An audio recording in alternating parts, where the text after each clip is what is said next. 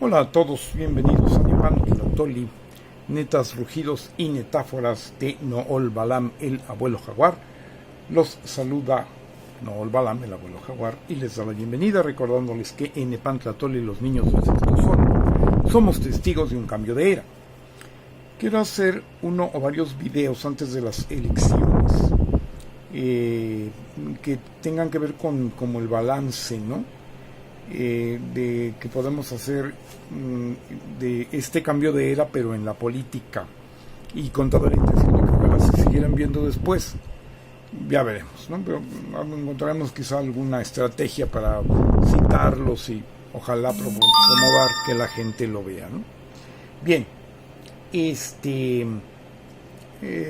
primero hay que tener un enfoque metaelectoral en la política. ¿Sí? Algunas cosas se repiten, pero creo que vale la pena, porque yo lo comparo precisamente con la carrera del maratón, que yo he corrido ya 3 veces, la preparé 4, y por problemas precisamente políticos en otro país donde yo vivía, no sé ese año. Pero uno se da cuenta de que el maratón uno lo gana pues en el entrenamiento. Es importante y muy significativo el día de la carrera, y es decisivo pues asistir a la carrera por motivos obvios, pero la carrera se gana en todo lo demás del proceso, ¿no? Obviamente en lo anterior, quién sabe si también incluso en lo posterior, ¿sí?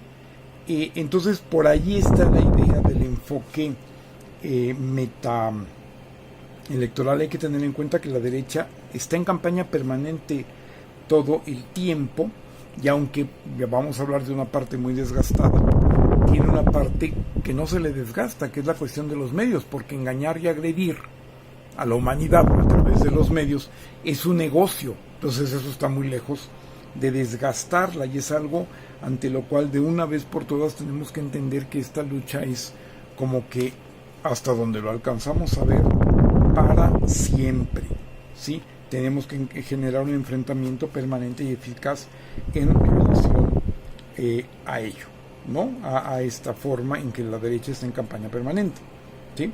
Entonces tenemos que ver, por ejemplo, o prever siempre, o sea, porque dije, bueno, es que no estábamos preparados o no teníamos este día. Pues no te preocupes, porque por lo que te resta de vida, a mí que ya la tengo muy avanzada, a los que están en la mediana edad, a los jóvenes y a los niños, por lo que les reste de vida a todos, lo que nos reste de vida de todos, siempre tenemos que pensar, por ejemplo, ¿cómo vamos a estar de aquí a un año? ¿Sí?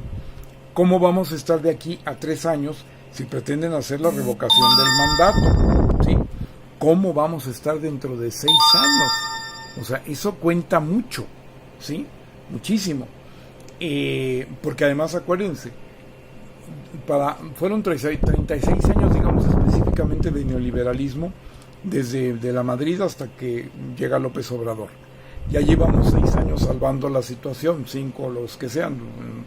Nos faltan otros 5 periodos más o menos para remantelar el país que el neoliberalismo desmanteló. Entonces, eso es muy importante. Esto es una carrera de aguante, ¿no? Ahora bien, hay un asunto muy importante. ¿Qué es lo que sí está desgastado en la derecha? Bueno, pues todo lo demás, que no es la mediática. Realmente la derecha tendría que haber, que pues está ya en una circunstancia ahora sí que muy desmantelada, y tendría que optar prácticamente por lo que ha optado MC, ¿no? Que tiene devaneo de que supuestamente fue algo que se separó del López Obradorismo, pero en realidad pues no es más que un neoliberalismo con un rostro humano, reloaded o algo así. Sin embargo, la diferencia de la campaña que se hizo MC y de la pseudo campaña que hizo el PRIAN es que MC está ubicado, sabe que le falta, es una posición estratégica, ve que puede ganar en esta elección, y finalmente no hizo necesariamente una mala campaña, ¿no? El Maynes yo creo que la está librando más que menos de alguna manera, pero sabe cuál es su lugar. El PRIAN, mientras, en la historia, en este momento, el PRIAN mientras tanto, ¿qué es lo que hace? Pues no es más que la representación del neoliberalismo que en el mundo ya terminó su ciclo, pero se encuentran con mucho dinero y mucho poder todavía y quieren sacar fuerzas de flaqueza y volver a estar en una vigencia que ya no tienen, y bueno, con ese problema estamos, ¿no? ¿Qué nos pasó a nosotros en la izquierda durante tantísimos años? Pues sabíamos que aunque teníamos la razón y nos faltaba muchísimo todavía, y entonces, bueno, íbamos haciendo estas campañas modestas, etcétera, etcétera. Bueno, ya no fue modesta, sino que ganó Cuauhtémoc Cárdenas y le hicieron fraude, y luego volvió a empezar de alguna manera un ciclo muy largo, y bueno, y estamos donde estamos, ¿no? Pero es realmente el problema que tenemos, ¿no? Que por ejemplo ahorita todo el aspecto ahora sí que electorero del PRIAN pues ha llevado a un patetismo terrible. Ahora, cuando hemos planteado esto de que X Gálvez pues es el modelo de no tener ni candidato, ni propuesta, ni transparencia, es algo que ya venía de mucho tiempo atrás. Es el modelo que prácticamente se inaugura con Fox, sigue con Calderón, sigue con Peña Nieto, y lo vuelven a repetir. Realmente el dar un anticandidato sin propuesta ni transparencia es una señal de terrible desprecio y odio por la gente. Eso ya de por sí tendría que ser algo que la misma gente entendiera, ¿no? Que los odian tanto que ponen algo que no es realmente una candidatura, ¿no? Que ponen a personajes que son caricatura desde antes de que los caricaturistas los dibujen, ¿no? Y esto es grave. Ahora, todo esto son señales de decadencia, de patetismo, de una cosa terrible, pero hay varios puntos, ¿no? ¿Cuál es la visión estratégica que tiene la oligarquía con esto? ¿A qué le apunta? ¿A qué le tira? Tenemos que ver qué hay por allí. Y por otro lado, algo que no me gusta, pero que está en la mesa, ¿no? ¿Cuánta gente va a votar por X Gálvez, demostrando y planteando una situación pues, de una enorme enajenación y de un enorme atraso, ¿no? En una visión totalmente premoderna, colonial, medieval prácticamente. Esto lo podemos sustentar, pero abiertamente lo hemos planteado en varios videos desde diferentes aspectos, ¿no? O sea, realmente qué tanta gente vote por Gálvez es qué tan mal estamos y qué tan atrasados estamos y qué tenemos que hacer. O sea, nos señalará el qué tan mal estamos y nos tiene que llevar sobre la línea del cómo solucionar un atraso tan enorme en la gente, ¿no? Porque se llegó precisamente a lo que yo decía del planteamiento vacío, ¿no? Ellos consideran que está muy mal lo que hace el Morena, pero no tienen propuesta, entonces quieren que no votes por Morena, sino votes por otro, porque está muy mal, pero ese otro no tiene propuesta, y en realidad no tiene perfil, y en realidad no tiene transparencia. Este absurdo sí señala una enorme decadencia, pero insisto, sí, ¿qué tanta gente todavía va a caer en nada a cambio de algo, ¿no? Sí, exactamente eso, nada a cambio de algo. Eso va a señalar qué tan atrasados estemos. Lo mismo la situación de pretender elegir para el gobierno de la Ciudad de México a un representante o al representante del cártel inmobiliario. Eso también, si se llegara a elegir, será terrible. No solo porque son malos, sino porque la gente, viendo toda la situación espantosa del cártel inmobiliario, aún llega a votar por ellos. Esto es grave. Pero bueno, si votaron en Nuevo León, una ciudad, o sea, las otras ciudades grandes de México, ¿no? Si votaron en Nuevo León por un candidato a gobernador que era evidentemente amigo de narcotraficantes, bueno, ¿hasta dónde llega el atraso en la conciencia? Esto es sumamente grave, ¿no? Entonces sí tenemos que ver el asunto y todos estos mensajes, ver qué quieren decir hoy y qué van a querer decir mañana, ¿sí? Eso es algo que tenemos que ver con mucha detenimiento, ¿sí?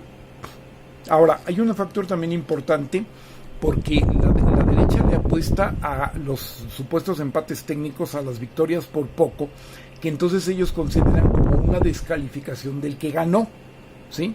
Que esa es otra. De cualquier manera no van a admitir que ganó el que ganó, aunque gane con una diferencia como la que ganó López Obrador y que ojalá consigamos a nivel nacional y ojalá la consigamos en todos lados. Pero por otro lado, además de eso, si es por poco la victoria o la derrota que ellos sufren, la victoria del pueblo, entonces consideran justificado, eso pasó en Brasil con Dilma Rousseff, y hay que entender por eso en la cuestión de la geopolítica, lo que pasa en otro lado pasa aquí, nada más que necesitamos estar informados que pasa en otro lado. Cuando la victoria es por poco, consideran justificado toda la situación de desestabilización, el conducir el proceso del lawfare, etcétera, etcétera, etcétera. Entonces, lo que se juega es grave. Y hay un último aspecto por ahora que quiero señalar. Hay como varias visiones de qué sería el triunfo de la 4T, ¿no? Hay quien plantea de una manera convencional que sería prácticamente como la reafirmación de las 3 primeras transformaciones. Yo digo que claramente no es eso, que la 4ª transformación es asumirnos como el México potencia que somos e ir por más.